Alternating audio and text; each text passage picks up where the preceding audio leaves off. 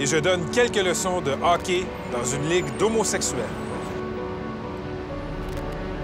Des jokes plates, style « échappe pas ton savon en avant de moi parce que nana, ça se passe plutôt dans les douches de straight ». C'est toi qui fais l'homme, c'est toi qui fais la femme, nanana. Puis là, mettons, ça va. Puis là, les gars, ils veulent se faire démystifier c'est quoi l'homosexualité.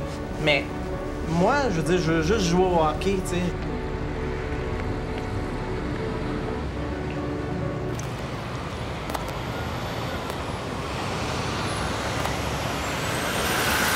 Hey Pat, j'ai appris que t'es allé jouer au hockey dans une ligue d'homosexuels.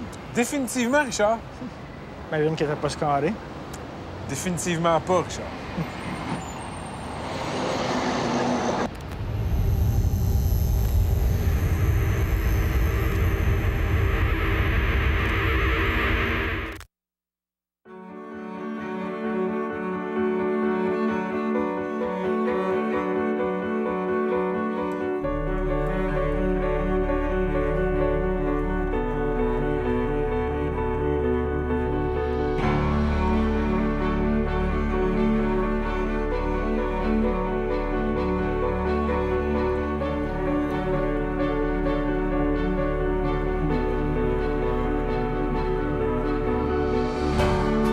Pas différent en soi. Là. Je veux dire, c'est à la glace, on veut gagner, on veut la mettre dedans, puis ça se résume à ça. Là. Le hockey, au Québec, c'est comme une religion, tu sais. Puis au hockey, il n'y en a pas de gay, tu sais. Le commentaire hétéro que j'ai entendu le plus souvent, c'est « Comment tu fais pour prendre ta douche avec des gars? Moi, je serais incapable de prendre ma douche avec 12 filles. » Des jokes plates, style « échappe pas ton savon en avant de moi parce que nana, ça se passe plutôt dans les douches de straight ». Ici, il n'y a jamais ce genre de joke-là qui se fait. C'est toi qui fais l'homme, c'est toi qui fais la femme, nanana. Puis là, mettons, ça va. Puis là, les gars, ils veulent se faire démystifier c'est quoi l'homosexualité. Mais moi, je veux dire, je veux juste jouer au hockey, tu sais. Je veux pas avoir à faire de la démystification avec mes chums de hockey, tu sais. Non.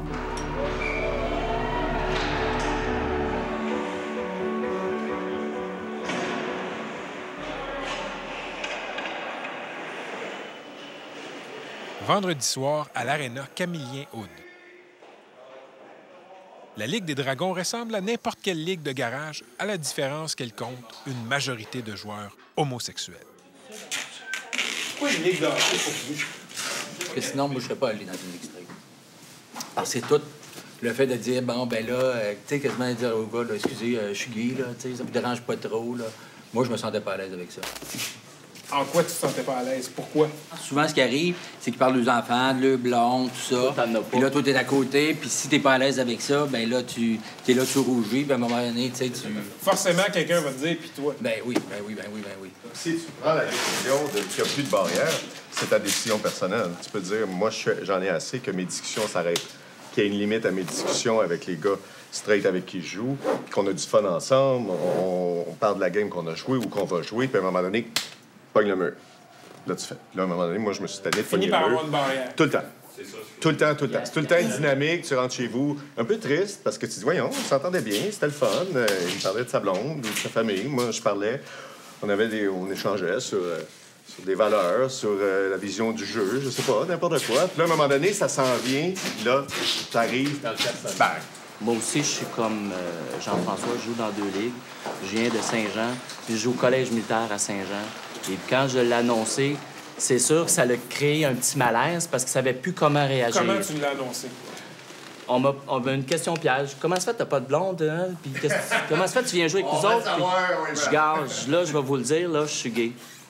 J'ai dit, j'espère que ça créera pas de malaise, puis vous me pitcherez pas dehors de la ligue, là. Puis qu'est-ce qui s'est passé comme réaction? Bien, c'est sûr, il y a eu un petit malaise dans la chambre. La game s'est jouée, puis après ça, ben, whoop, ils sont habitués au fait, puis aujourd'hui, il n'y a aucun trouble avec... Tu vois, c'est nous autres. C'est nous autres qui avons de la misère avec ça, tu sais. C'est assez qu'il faut que tu le dises à ta famille, à tes amis, puis à tout ça. Puis là, en plus, t'embarques dans une ligue de hockey. Là, il faut que tu le dises. Tu sais, maintenant, il faut que tu sois vrai là, avec toi, là. Moi, on me posait pas cette question-là. As-tu une blonde? Probablement que les gens le savaient. Ils peuvent le détecter. Ils me regardent, hein? Puis ils le savent.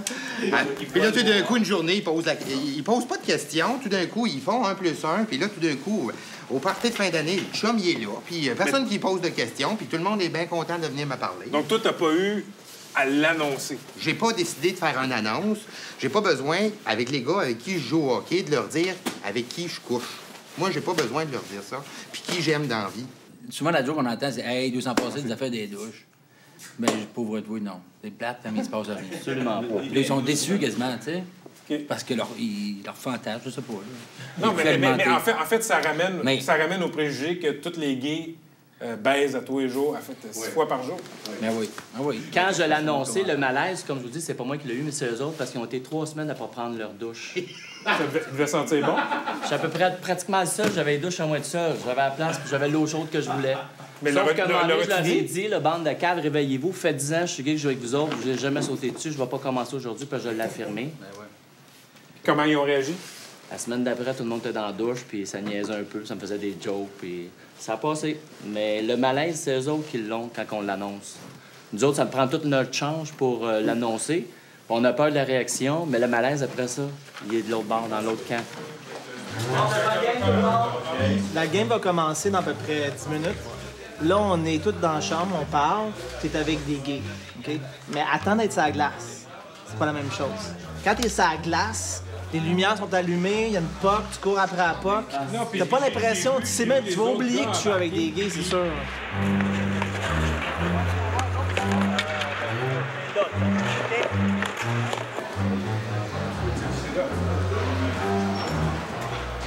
Le numéro 12, c'est moi. Puis je me rappelle que le numéro 12, ça fait un bon bout de temps qu'il n'a pas joué au hockey. Bon, sur la glace, ça va déjà mieux. Un premier tir?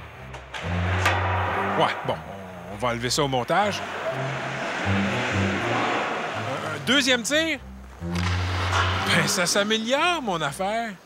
Sur les murs, ici, fif, il y a des colibets là, qui font appel à des momounes, des tapettes, etc. Je sais que ça n'a pas été fait ici. C'est probablement des ticus. Mais dire à quelqu'un qui est gay, c'est encore une insulte. Moi, je le savais. Je l'ai su très jeune. Fait que toutes les petites jokes, moi, ça m'affectait, tu sais. Puis quand j'étais jeune, j'étais tellement insécure dans tout ça que j'ai arrêté de jouer.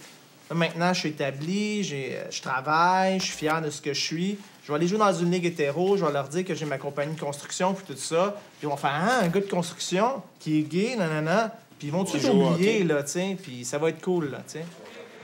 1, 2, 3! 1, 2, 3!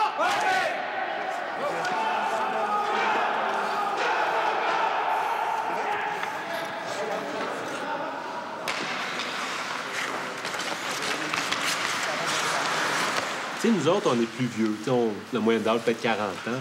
Mais moi, je pense aux jeunes qui, quand tu sais que t'es gay à 13 ans, t'es dans une chambre de hockey, puis tout ce que t'entends, c'est performances sexuelles, des bars de danseuses, etc. Puis tu peux pas être toi-même. Cette ligue-là, c'est important. C'est important qu'elle existe, c'est important qu'elle soit connue. Jean, t'es le président, t'es le porte-parole, t'es le visage de la Ligue. Mais pour ce reportage-là, t'as choisi d'être à visage masqué. Pourquoi? Premièrement, je suis out chez nous, là, dans ma famille. Je suis en couple. Dans ton entourage? Oh, oui, je vis dans Annecy, j'ai des voisins. Tu sais, c'est... T'as des voisins? Tu t'es autorisé à avoir des voisins? Puis je t'en garde. Me reconnaissez-vous? Hein? Un gay avec des voisins? Hey, c'est un gay! Hey, regarde, c'est lui! Des voisins. C'est la job, donc. Hein? C'est la job. Oui, c'est au travail. Au travail, c'est su. En général, c'est su. Je travaille dans une grande organisation, puis une de mes principales fonctions, c'est le développement de partenariats puis le développement d'affaires. En revenant de dîner, à un moment donné, je suis passé dans la cafétéria, puis un de mes collègues de travail m'a interpellé, puis m'a outé devant des partenaires d'affaires. Il m'a dit... Jean, c'est l'équivalent de telle fille qui travaille dans telle organisation pour me présenter à des futurs partenaires. Il fait la même fonction que cette fille-là. Il dit, « Hey, cute, cette fille-là, hein? » Il me dit, « Jean, toi, t'as trouves-tu cute? » Il dit, il dit, t'as trouves-tu cute? Il dit, « Ah, il dit, c'est vrai. » Il dit, « Pas du bon sexe pour toi. » Mais tu sais, moi, il a fallu que je rattrape ça. Parce que la première image qu'il y a eu de moi, c'est lui, c'est un gay. C'est pas lui, il est bon là-dedans, ou lui... Tu as été présenté comme un gay. L'étiquette. Puis moi, je suis pas un militant. J'ai pas honte de ce que je suis, mais je suis pas un militant. Puis je gagne pas ma vie avec ça. Je gagne ma vie autrement. Puis j'ai pas envie d'avoir cette étiquette-là. Mais tu penses pas que c'est plus d'anticipation que tu fais? qu'une situation réelle. Des fois, nous, on peut penser que ça va créer ça, puis finalement, quand tu le vis, finalement, ça se présente pas, puis... Mais là, c'est arrivé, il y a 3 mois, c'est arrivé, puis ça peut... Moi, je vis pas en campagne, je vis dans une ville, une autre région urbaine, je suis à 200 km de Montréal, Gatineau, puis ce côté latent-là, ça existe, là. Moi, je pense que... J'ai plus l'impression, ce que Jean raconte, que c'était quelqu'un qui venait à la pêche. Ben, il travaille avec lui. Mais tu t'es expliqué avec, c'est quoi l'explication? Mais qui donnait une occasion de dire, t'as pogné ça à la balle pour... Non, ben, c'est un collègue qui est en autorité sur moi. Mais il est venu dans mon bureau, il m'a trouvé, il est venu dans mon bureau 10 minutes, puis on s'est expliqué. J'ai dit, tes commentaires sont totalement inacceptables. Moi, je suis en fonction ici, je suis pas dans un 5 à 7. Puis si toi, tu as un problème avec ça, c'est toi qui as un problème, c'est pas moi.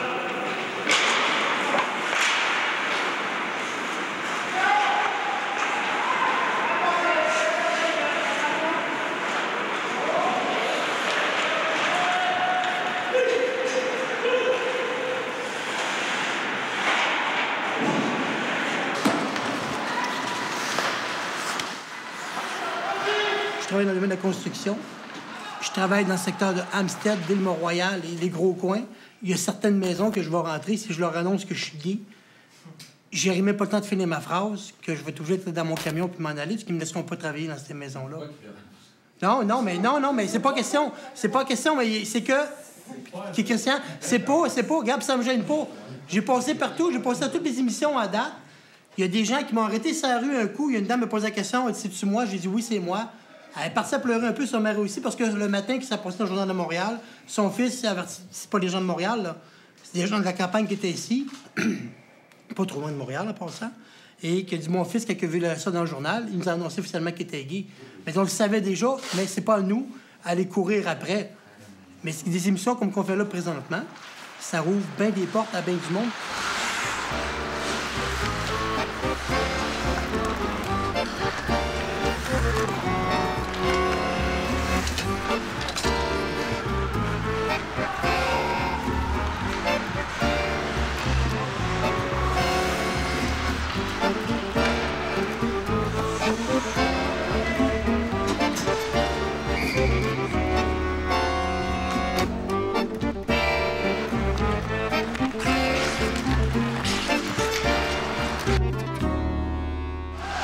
Après la pause, la suite de mes aventures dans le hockey homosexuel.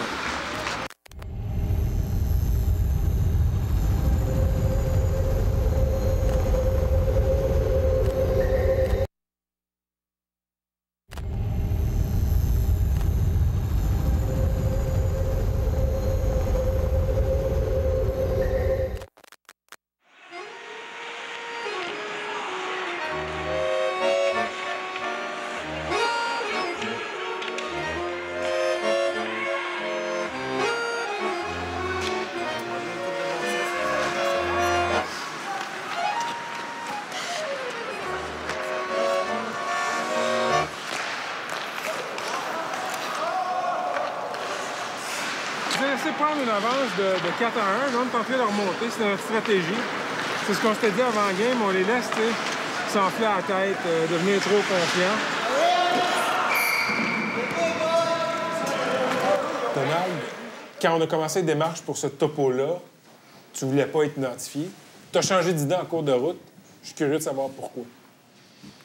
Ben finalement, un peu pour faire un premier geste, dire, ben là, ça fait, là, de se cacher puis de jouer un personnage. Je dis, ben, regarde, on fonce ce soir, c'est une belle occasion. Je pense que le reportage est fait de belle façon. Donc, je ne verrais pas pourquoi je me cacherais. J'avais une réticence par rapport parce que moi aussi, je joue encore dans les ligues hétéro, puis je me suis jamais annoncé de ce côté-là. Mais bon, s'ils regardent le reportage, ben ça sera tant mieux ou tant pis. Au niveau travail, moi, j'ai aucun problème. Donc, mon milieu est assez ouvert. Je vis ma vie. Ils savent que je suis gay et j'ai pas de problème de parler de moi et de qu'est-ce que je suis au travail. Donc, puis j'ai un poste d'autorité, donc j'ai pas de problème à ce niveau-là. Danny, tu pourras distribuer des suspensions à cette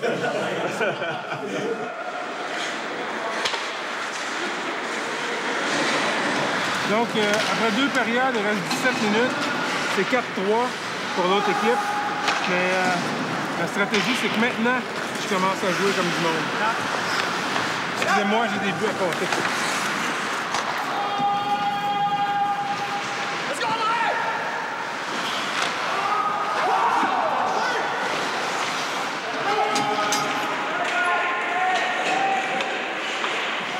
Danny, toi, t'as choisi que tu te révélais pas ce soir. Dans ton cas, c'est quoi les raisons? Moi, je viens d'une famille qui est assez impliquée au niveau du hockey. Puis il y en a des membres de ma famille qui le savent pas pour moi. Parce que, justement, étant donné des problèmes de santé puis leur âge avancé, je crois pas qu'ils l'accepteraient. Puis c'est des problèmes de santé assez graves.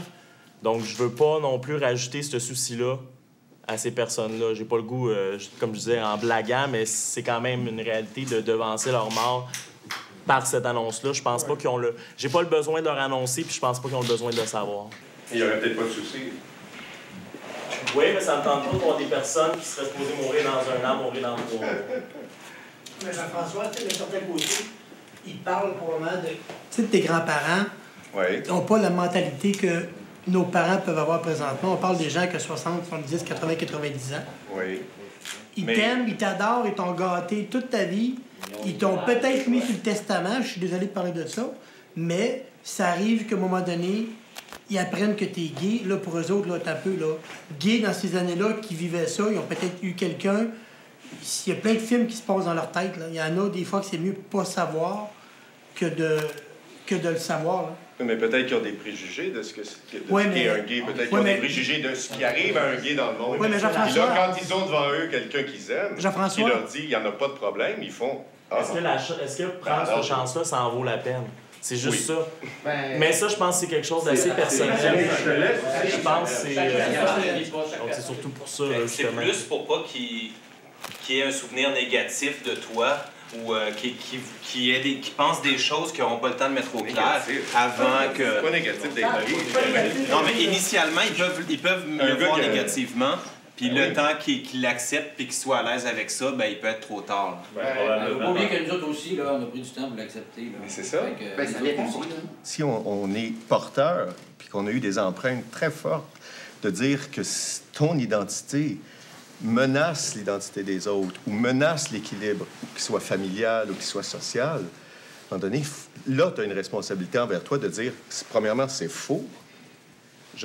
Mon identité menace personne, ne menace pas l'équilibre psychologique ou quoi que ce soit de personne d'autre. Si c'est le cas, il faut que ce soit ces gens-là qui s'en occupent.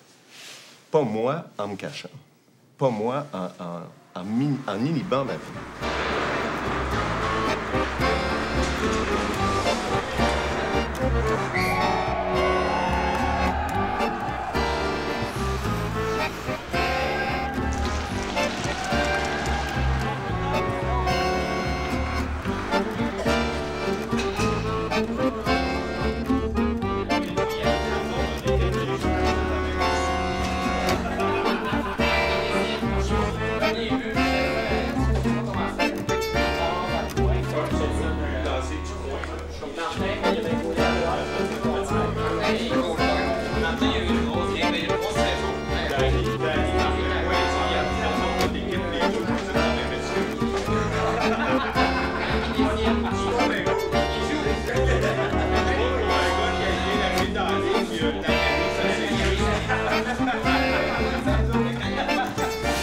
J'ai l'impression que d'avoir une ligue de geeks, ça contribue quelque part, même si c'est bon, à vous ghettoiser.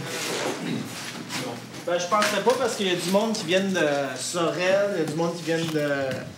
Je sais pas, Valleyfield, Gatineau, nous ghettoiser. Bah, non, on est une gang, on a du fun ensemble. Tu sais, je veux dire, faut pas prôner notre différence en se séparant de tout le monde non plus, là. Je pense que c'est ce qui fait qu'on n'est pas un ghetto, parce qu'on n'est pas juste une... Tu sais, la Ligue est inclusive, elle n'est pas exclusive. C'est pour les hommes gays et leurs amis. Puis, ça serait étonnant, c'est dommage, il n'y a pas d'hétéros avec nous, mais il y a des hétéros qui jouent avec nous, qui font une différence dans leur milieu. Leur perception des gays a changé. Quand ils sont venus la première fois, mais il y en a un, il m'a dit au début, je voulais tous les tuer, en guillemets. Non, en guillemets, là, sa façon de s'exprimer. Autrement dit, il me faisait chier. Puis aujourd'hui, ben, il travaille avec des gays, il reste avec des gays, puis il n'est pas gay. Sylvain, sais, ça contribue à faire changer les mentalités. Ça fait que la Ligue, pour moi, est inclusive, elle n'est pas exclusive. Moi, mon frère, j'avais parlé de la Ligue, puis il avait dit... j'ai dit, hey, viens jouer avec nous autres à un moment donné. Il dit, ouais, il dit, OK. Puis là, il hésitait, il dit, je vais garder mon jaune, tu sais, comme ça. Les gars vont voir que je suis straight, tu sais. Je dis, on check pas ça, là, tu sais. T'as-tu ton jaune? Non? Oh! D'ailleurs, on voit que ça fonctionne à Montréal. On a un tournoi chaque année. Puis à chaque année, il y a de plus en plus de joueurs qui s'inscrivent dans la saison régulière. On a 15 à 20 joueurs de plus que l'an dernier qui se sont inscrits cette année. Donc, il y a une progression à chaque année. Là. Même il y a quelques années, il y avait à peine 3 équipes. On est rendu à 5. Aussi, il y a la base de soutien ensemble, tu sais, d'acceptation. De toutes les classes sociales aussi. Là. Il y a des profs d'université, puis il y a des manœuvres, puis il y a des militaires. Puis c'est une ligue inclusive. Tu sais, ce qui nous unit, en fait, c'est le hockey.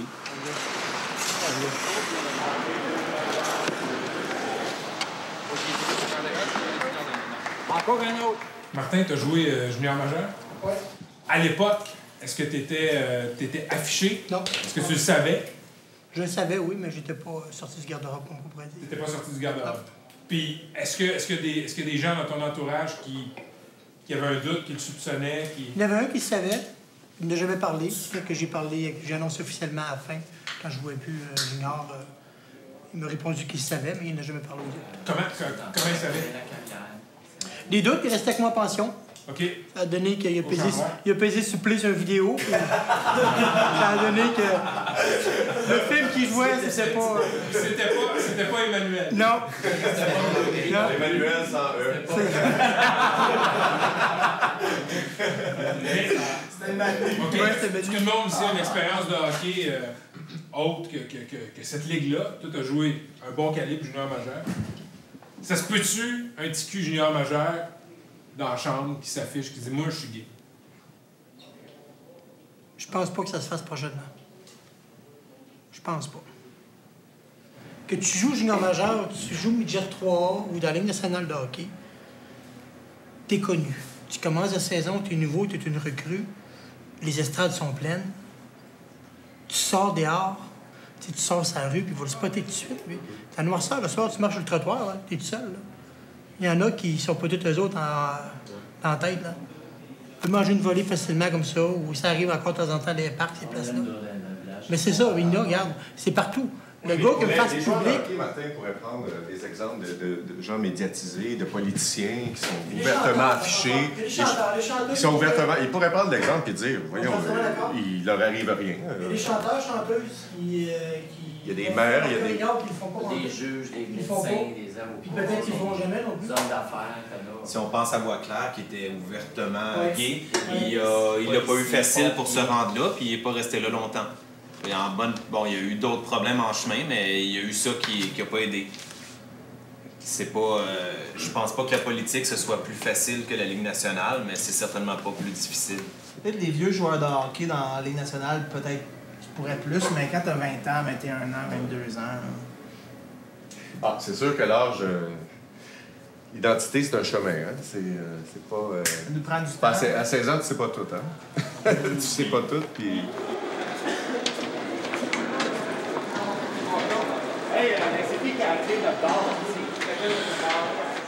Si vous pensez que du hockey de ligue de gay, c'est du hockey de momoune, venez jouer 3 périodes ici. À moins que vous ayez joué semi-pro ou junior majeur, vous allez trouver que les momounes, c'est des hommes en sacrament.